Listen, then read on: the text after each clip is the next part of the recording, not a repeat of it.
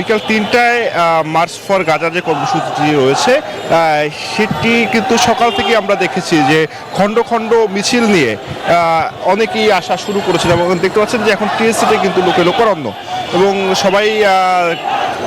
ফিলিস্তিনের যে পতাকা রয়েছে সেই পতাকা নিয়ে কিন্তু তারা এসেছেন এবং সেখানে নানা স্লোগান দিচ্ছেন এবং যেহেতু ৩টায় এই মার্চ ফর গাজা কর্মসূচিটি অনুষ্ঠিত হবে কিন্তু সকাল থেকে আমরা দেখেছি যে মানুষজন আসতে শুরু করেছেন এবং নিরাপত্তার বিষয়টি যদি বলেন যে পুরো ঢাকা বিশ্ববিদ্যালয় থেকে শুরু করে মূল যে সড়ক সেই সড়কে আমরা সেনাবাহিনীর চেকপোস্ট দেখেছি, পুলিশের উপস্থিতি দেখেছি এবং নিরাপত্তা ব্যবস্থা এখানে জোরদার করা হচ্ছে এবং ভিতরে যারা ঢুকছেন তারাও কিন্তু আসলে চেকপোস্ট পেরিয়ে তারপর তাদেরকে প্রবেশ করতে হচ্ছে এবং এখানে যারা উপস্থিত হয়েছেন সারা দেশ থেকে কয়েক লক্ষ মানুষ এখানে আসবেন বলে ধারণা করা হচ্ছে এবং এই মার্চ ফর গাজা যে কর্মসূচিটি এটি কিন্তু একটি সংগঠনের আয়োজনে কিন্তু সেখানে যে রাজনৈতিক দলগুলো রয়েছে বিএনপি থেকে শুরু করে জামাত থেকে শুরু করে অন্যান্য রাজনৈতিক দল তারা অংশ নেবেন এবং এখানে সভাপতিত্ব করবেন বায়তুল মোকাররমের খতিব এবং বলা যায় যে একটি সার্বজনীন একটি কর্মসূচি এবং সব দল মত সবাই কিন্তু এই কর্মসূচিতে অংশগ্রহণ করবেন বলে আমরা এখন পর্যন্ত তথ্য পাচ্ছি। তো এখানে যারা উপস্থিত হয়েছেন তারা যেটি বলছেন যে গাজায় যে ইসরায়েলি গণহত্যা যেটি চলছে তার বিরুদ্ধে সচেতনতা তৈরি তাদের মূল উদ্দেশ্য এবং একই সঙ্গে তাদের সঙ্গে ইসরায়েলের মানুষ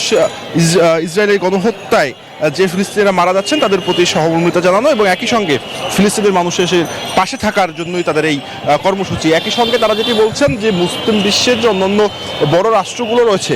তাদের নিরাপত্তার কারণেই কিন্তু ইসরায়েল এবং পশ্চিমা বিশ্ব এই ধরনের ঘটনা ঘটানোর সুযোগ পাচ্ছে বা সাহস পাচ্ছে। তো সেই কারণে তারা যেটি বলছেন যে সবাইকে ঐক্যবদ্ধ হতে হবে, একই সঙ্গে বাংলাদেশ সরকারকে ইসরায়েলের প্রশ্নে আরও বেশি তারা বলছেন যে জাতিসংঘ থেকে শুরু করে বিভিন্ন সংস্থায় আরও বেশি সোচ্চার হতে হবে এবং একই সঙ্গে যে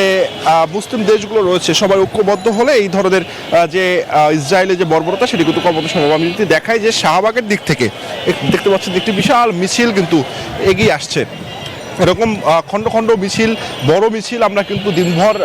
সকাল থেকেই দেখছি এবং সবার গন্তব্য কিন্তু সোহরাওয়ার্দী উদ্যান। ধারণা করা হচ্ছে যে ৩টায় যখন এই কর্মসূচি শুরু হবে সেখানে কয়েক লাখ মানুষের অংশগ্রহণ নিশ্চিত হবে এমনটি বলা হচ্ছে। আমি যদি একটু মিছিলটির চিত্রটা দেখাই যে এই মিছিলটি কিন্তু এখন শাহবাগের দিক থেকে আসছে এবং দেখতে পাচ্ছেন যে সেখানে কিন্তু বহু মানুষ তারা অংশগ্রহণ করছে। সেখানে আমরা ইসরায়েলের পতাকা ফিলিস্তিনের পতাকা দেখছি এবং সেই ইসরায়েল বিরোধী নানা স্লোগান তারা দিচ্ছেন এবং ইসরায়েলের যে গণহত্যা তার বিরুদ্ধে সোচ্চার হওয়ার দাবি তারা তুলছেন এবং একই সঙ্গে আমরা কলেমার পতাকা দেখছি, সেই সঙ্গে ফিলিস্তিনের পতাকা দেখছি এবং সাধারণ মানুষের মুখে একটি কথাই শুনছি যে ইসরায়েল এই গণহত্যা অবশ্যই বন্ধ করতে হবে এবং ফিলিস্তিনকে স্বাধীন রাষ্ট্র হিসাবে স্বীকৃতি দিতে হবে। যে জানেন যে ইসরায়েলি বর্বরতায় ইতিমধ্যে কিন্তু কয়েক হাজার শিশু মারা গেছেন,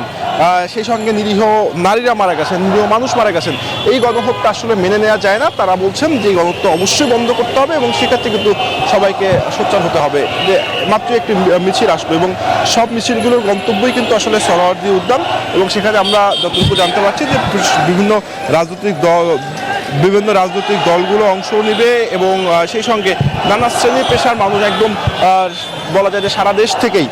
তারা ঢাকায় আসছেন এই মার্চ ফর গাজা যে কর্মসূচিটি সেই কর্মসূচিতে অংশ নেওয়ার জন্য। তো আয়েশা, এই ছিল আমার কাছে মার্চ ফর গাজা যে কর্মসূচি তার সর্বশেষ তথ্য।